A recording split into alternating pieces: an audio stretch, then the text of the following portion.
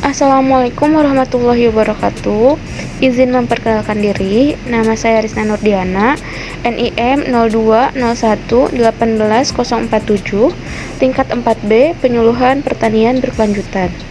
Di sini saya akan mempresentasikan hasil dari kegiatan praktikum konservasi tanah dan air yang telah dilaksanakan, yaitu diantaranya mengenai praktikum yang pertama, pengambilan contoh tanah, yang kedua, identifikasi jenis-jenis erosi, yang ketiga, tindakan konservasi tanah dan air secara vegetatif, yang keempat, yaitu pembuatan lubang resapan biopori. Baik, langsung lanjut ke praktikum yang pertama, yaitu pengambilan contoh tanah. Selanjutnya yaitu latar belakang. Latar belakang mengenai praktikum pengambilan contoh tanah yaitu pengambilan contoh tanah merupakan tahapan pertama dan terpenting dalam melakukan analisis tanah atau uji tanah. Hasil analisis kimia contoh tanah akan diketahui status hara di dalam tanah, sehingga dapat digunakan sebagai petunjuk penggunaan pupuk secara efisien dan rasional. Yang selanjutnya yaitu tujuan. Tujuan di praktikum pengambilan contoh tanah yaitu agar mahasiswa mengetahui cara pengambilan contoh tanah untuk sampel pengujian menggunakan PUTS atau perangkat uji tanah sawah dan PUTK atau perangkat uji tanah kering. Dilanjutkan ke metode praktikum. Yang pertama ada alat. Alat yang digunakan diantaranya spidol, label, kantong plastik, ember, cangkul, alat tulis, dan HP beserta open kamera. Selanjutnya itu ada bahan. Kebutuhan bahan yang digunakan diantaranya adalah tanah dari lahan kering dan tanah dari lahan sawah. Untuk waktu dan tempat, waktu pelaksanaan praktikum ini yaitu pada tanggal 6 Oktober tahun 2021 dan bertempat di Desa Karangpakuan, Kabupaten Sumedang. Selanjutnya yaitu cara kerja praktikum. Yang pertama, menentukan tempat pengambilan contoh tanah untuk lahan kering dan lahan sawah. Yang kedua, lanjutnya pembersihan rumput-rumput, batu-batuan atau kerikil, sisa tanaman, bahan organik segar atau serasa yang terdapat di permukaan tanah. Yang ketiga, yaitu pengambilan contoh tanah, itu tanah sawah dan tanah kering dengan menggunakan cangkul. Yang keempat, yaitu pengambilan contoh tanah untuk tanah lahan sawah dan tanah lahan kering masing-masing sampai dengan 5 titik. Yang kelima yaitu campur dan aduk rata semua contoh tanah yaitu untuk tanah sawah dan tanah kering dalam ember plastik dan bersihkan dari sisa tanaman atau akar. Yang keenam, ambil masing-masing contoh tanah yaitu untuk tanah sawah dan tanah kering seberat 1 kilo dan masukkan ke dalam plastik. Inilah yang disebut contoh tanah komposit. Yang ketujuh, kemudian masing-masing contoh tanah, yaitu contoh tanah sawah dan tanah kering, diberi label berisi keterangan jenis tanah dari lahan sawah dan jenis tanah dari lahan kering, tanggal pengambilan, lokasi pengambilan sampel tanah, dan yang terakhir yaitu dokumentasikan kegiatan praktikum dengan menggunakan timestamp atau open camera. Selanjutnya yaitu hasil dan pembahasan. Untuk hasil, yang pertama, didapatkan sampel tanah komposit dari lahan kering. Pada lahan kering, pengambilan contoh tanah dilakukan ketika kondisi tanah akan diolah. Sedangkan yang kedua yaitu sampel tanah komposit dari lahan sawah. Pada lahan sawah, pengambilan contoh tanah dalam kondisi lembab namun tidak saat tergenang air. Berikut adalah gambar tanah komposit lahan kering ada di sebagian kanan dan tanah komposit lahan sawah ada di bagian kiri. Selanjutnya yaitu pembahasan. Pola penentuan titik untuk pengambilan contoh tanah lahan sawah maupun lahan kering dilakukan dengan cara zigzag dalam satu satuan. Yang selanjutnya kendala yang dihadapi khususnya untuk pengambilan contoh tanah lahan sawah. Keadaan tanahnya kering dan memang di wilayah tersebut sudah lewat waktu panen, sehingga kondisi petakan sawah bertelak dan kering. Hal itu cukup menyulitkan proses pencangkulan dan memerlukan proses penyiraman terlebih dahulu agar contoh tanah yang diambil dalam keadaan yang lembab. Selanjutnya yaitu kesimpulan. Kesimpulan dari praktikum ini yaitu pengambilan contoh tanah merupakan tahapan pertama dan terpenting dalam melakukan analisis tanah atau uji tanah. Hasil analisis kimia contoh tanah akan diketahui status hara di dalam tanah, sehingga dapat digunakan sebagai petunjuk penggunaan pupuk secara efisien dan rasional. Untuk PUTK dan PUTS adalah alat analisis kadar hara tanah lahan kering dengan cepat, mudah, murah, dan cukup akurat. Kerja PUTK adalah mengukur hara P, K, C organik, pH, dan kebutuhan kapur, sedangkan prinsip kerja PUTS adalah mengukur N, P, K, dan pH tanah. Lanjutkan ke praktikum yang kedua, yaitu identifikasi jenis-jenis erosi di lapangan. Latar belakang praktikum ini yaitu erosi adalah proses penguraian dan proses pengangkutan partikel-partikel tanah oleh tenaga geomorfologi seperti air dan angin, menurut Arsyad tahun 2000. Secara alamiah, erosi dikatakan tidak menimbulkan masalah apabila kecepatan erosinya lebih rendah atau sama daripada kecepatan pembentukan tanah. Dan ini disebut dengan erosi normal atau erosi geologi. Namun, ada beberapa aktivitas manusia di beberapa bidang dapat mempercepat erosi, sehingga timbul masalah yang disebut erosi dipercepat atau akselerasi erosi. Selanjutnya yaitu tujuan dari praktikum ini. Yang pertama, agar mahasiswa mengetahui jenis erosi yang terjadi. Yang kedua, agar mahasiswa mengetahui faktor terjadinya erosi. Yang ketiga, agar mahasiswa mengetahui teknik konservasi yang cocok untuk diterapkan. Selanjutnya yaitu metode praktikum. Yang pertama ada alat. Alat yang digunakan itu berupa HP beserta aplikasi open camera. Yang selanjutnya itu adalah bahan. Kebutuhan bahan yang digunakan adalah lahan yang tererosi. Yang terakhir yaitu adalah waktu dan tempat. Waktu pelaksanaan praktikum ini pada tanggal 30 Oktober dan 8 November tahun 2021 dan bertempat di Desa Cienteng, Kabupaten Sumedang. Selanjutnya yaitu cara kerja. Yang pertama, menentukan lokasi lahan yang terdegradasi untuk diidentifikasi erosi yang terjadi. Yang kedua yaitu menentukan waktu pengamatan. Yang ketiga, mendokumentasikan bentuk-bentuk atau jenis-jenis erosi yang terjadi ke dalam gambar berupa foto menggunakan aplikasi open camera. Yang keempat, mendeskripsikan bentuk-bentuk atau jenis-jenis erosi yang terjadi dan didokumentasikan dalam gambar foto menurut referensi tentang bentuk-bentuk atau jenis-jenis erosi.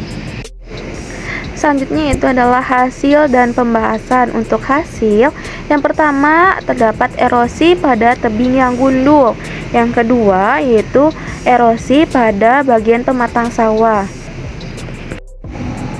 Untuk pembahasan cara menanggulangi erosi di lahan tebing yang gundul dengan menghijaukan kembali lahan-lahan kritis. Lahan-lahan yang kritis atau lahan yang gundul ditanami dengan tanaman-tanaman keras seperti pohon mahoni, pohon angsana, pohon jati, pohon meranti, dan lain-lain. Sedangkan untuk daerah-daerah yang miring, pengolahan lahan dilakukan dengan sistem sengkedan atau terasering. Sedangkan cara pencegahan erosi di pematang sawah yaitu pada setiap pematang yang ada di sawah sengkedan, usahakan ditanami tanaman keras seperti pohon kelapa, turi, munggur, dan lain-lain. Jadi tanaman keras seperti pohon kelapa, di samping dapat dimanfaatkan kayu, buah, dan daunnya, akar-akarnya juga berfungsi untuk menahan pematang dari bahaya longsor. Yang selanjutnya yaitu kesimpulan. Berdasarkan hasil pengamatan pada lokasi tersebut, terjadi erosi yang masuk ke dalam kategori erosi tebing gundul dan erosi pematang sawah. Faktor yang berpengaruh pada erosi tersebut adalah curah hujan atau faktor iklim. Selain itu juga terdapat faktor lereng yang sangat berpengaruh. Dilanjutkan ke praktikum yang ketiga, yaitu tindakan konservasi tanah dan air secara vegetatif. Latar belakang dilaksanakannya praktikum ini. Konservasi tanah merupakan upaya untuk mencegah kerusakan tanah oleh erosi dan memperbaiki tanah yang rusak oleh erosi. Konservasi air adalah menggunakan air yang jatuh ke tanah untuk pertanian seefisien mungkin dan pengatur waktu aliran sehingga tidak terjadi banjir yang merusak pada musim hujan dan cukup air pada waktu musim kemarau. Tujuan dari praktikum ini yaitu agar mahasiswa mengetahui tindakan konservasi tanah dan air secara vegetatif. Selanjutnya itu adalah metode praktikum. Yang pertama, alat yang digunakan yaitu kamera HP beserta aplikasi open camera. Yang selanjutnya ada bahan. Kebutuhan bahan yang digunakan adalah lahan yang diterapkan tindakan konservasi. Selanjutnya yang terakhir itu waktu dan tempat. Waktu pelaksanaan praktikum yaitu pada tanggal 11 Januari tahun 2022 dan bertempat di kampus Politeknik Pembangunan Pertanian Bogor. Selanjutnya cara kerja praktikum. Pertama, pelaksanaan praktikum dilakukan secara observasi lapangan. Selanjutnya, menentukan lokasi pengamatan dan menentukan waktu pengamatan. Mengumpulkan informasi yang berkaitan dengan lokasi pengamatan, mengamati tindakan konservasi tanah dan air yang telah dilakukan pada lokasi pengamatan dan mengambil dokumentasinya. Yang terakhir, melakukan analisis hasil observasi. Yang selanjutnya yaitu hasil pengamatan. Berdasarkan hasil pengamatan teknik secara vegetatif, yang pertama yaitu ada pertanaman lorong. Sistem pertanaman lorong adalah suatu sistem di mana tanaman pagar pengontrol erosi berupa barisan tanaman yang ditanam rapat mengikuti garis kontur sehingga membentuk lorong-lorong dan tanaman semusim berada di antara tanaman pagar tersebut. Dapat dilihat pada gambar yaitu berupa pertanaman lorong. Yang kedua yaitu penanaman tanaman penutup tanah. Dapat dilihat pada gambar. Tanaman penutup tanah adalah tumbuhan atau tanaman yang khusus ditanam untuk melindungi tanah dari ancaman kerusakan oleh erosi dan untuk memperbaiki sifat kimia dan sifat fisik tanah. Yang terakhir yaitu kesimpulan. Berdasarkan hasil penelitian, maka dapat disimpulkan bahwa teknik konservasi tanah dan air pada wilayah Kota Batu, yaitu lahan praktikum dan lahan sekitar kampus Polbangtan Bogor, sesuai dengan kriteria penerapan konservasi tanah dan air. Teknik konservasi tanah dan air yang diterapkan yaitu teknik vegetatif, berupa pertanaman lorong dan penanaman tanaman penutup tanah. Dilanjutkan ke praktikum yang terakhir yaitu praktikum keempat, pembuatan lubang resapan biopori.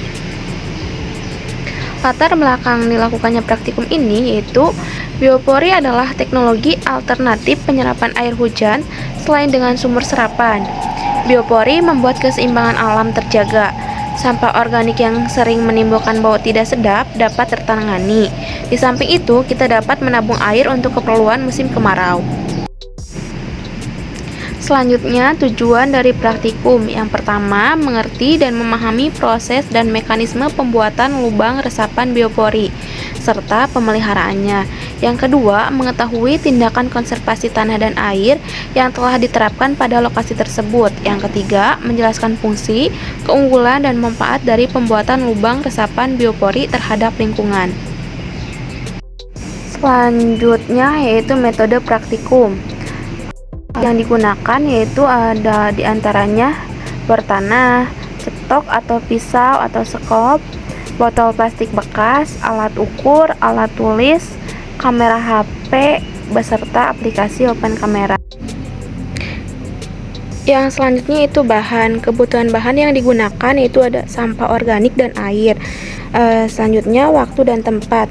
Waktu pelaksanaan praktikum ini yaitu pada tanggal 24 November tahun 2021 dan bertempat di asrama mahasiswa Dewi Sri II kampus Polbangtan Bogor. Yang selanjutnya yaitu prosedur kerja. Yang pertama, tentukan lokasi yang akan dijadikan tempat pembuatan lubang resapan biopori. Jika lokasi ditentukan pada area sekeliling pohon, maka dibuat dengan jarak sekitar 1-1,5 meter dari batang utama pohon yang dipilih di lingkungan kampus. Yang kedua, siram tanah yang akan dijadikan sebagai tempat pembuatan biopori dengan air agar tanah menjadi lebih lunak dan mudah untuk dilubangi. Yang ketiga, amati dan dokumentasikan kondisi permukaan tanah, tempat di mana lubang resapan biopori dibuat, lubang resapan biopori yang dibuat, dan kondisi awal sampah organik yang akan dimasukkan ke lubang resapan biopori. Yang keempat, lubangi tanah dengan menggunakan bor tanah. Usahakan buat yang tegak lurus. Buat lubang dengan kedalaman kurang lebih 50 cm sampai 1 meter dengan diameter 10 sampai 30 cm atau disesuaikan dengan tinggi botol bekas. Selanjutnya yaitu hasil dan pembahasan. Yang pertama, kondisi permukaan tanah sebelum penerapan lubang resapan biopori. Saat musim penghujan, seringkali terjadi permasalahan banjir di halaman asrama. Pada lokasi tersebut, setelah terjadi hujan dengan intensitas curah hujan yang tinggi, akan menyebabkan genangan yang sangat luas. Yang kedua, kondisi setelah 14 hari penerapan lubang resapan biopori. Kondisi sampah organik setelah 14 hari di dalam lubang resapan biopori terlihat masih dalam ukuran yang dan bentuk yang sama. Perbedaannya, daun kering berubah menjadi basah di dalam lubang resapan biopori. Yang ketiga, kendala pembuatan lubang resapan biopori. Proses dekomposer sampah organik cenderung lambat, dibuktikan dengan daun kering di dalam lubang biopori tidak terurai. Dalam mempercepat proses pengomposan, bisa menggunakan aktivator IM4 yang mampu mengolah atau menguraikan bahan bara organik dengan cepat secara fermentasi menjadi kompos sehingga tidak menimbulkan bau busuk, melainkan menimbulkan aroma yang segar. Akhir kesimpulannya, lubang resapan biopori adalah teknologi sederhana yang tepat guna dan ramah lingkungan. Lubang biopori ini mampu meningkatkan daya serap air hujan ke dalam tanah sehingga mampu mengurangi risiko banjir akibat meluapnya air hujan. Selain itu, teknologi ini juga mampu meningkatkan jumlah cadangan air bersih di dalam tanah, pengurangan sampah organik, dan penyuburan tanah. Selanjutnya, mekanisme pembuatan lubang resapan biopori terdiri dari penentuan lokasi, penyiraman tanah, pengamatan kondisi awal, pelubangan menggunakan bor tanah secara tegak lurus, penutupan lubang, dan pengamatan kondisi setelah 14 hari. Berikut adalah hasil dokumentasi dari praktikum-praktikum yang telah dilaksanakan. Yang pertama adalah dokumentasi pengambilan contoh tanah. Berikut adalah gambar sampel tanah kering dan sampel tanah sawah. Yang kedua yaitu identifikasi erosi. Berikut adalah gambar erosi pada pematang sawah. Yang ketiga yaitu tindakan konservasi. Berikut adalah gambar dokumentasi pertanaman lorong. Yang keempat yaitu lubang resapan biopori. Berikut adalah gambarnya. Sekian presentasi mengenai kegiatan praktikum konservasi tanah dan air. Mohon maaf apabila ada kesalahan dalam penyampaiannya. Wassalamualaikum warahmatullahi wabarakatuh.